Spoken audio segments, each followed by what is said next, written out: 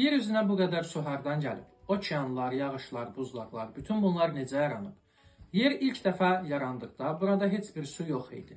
Planet qaynar lavadan ibarət idi və su varsa belə dərhal buxarlanırdı. Sonra milyonlarla il ərzində yerə kometalar və buzlu asteroidlər çırpıldı. Bu, göy cisimləri özləri ilə buz və su molekulları gətirdilər.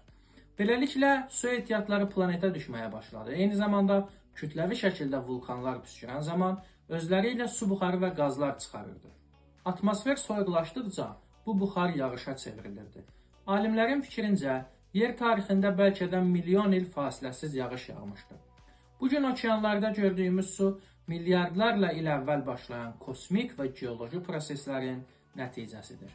Yəni, içdiyin hər bir su molekulu bəlkə də dinozavrlardan, vulkanlardan və hətta kosmosdan gələn qədim bir səyahətçidir.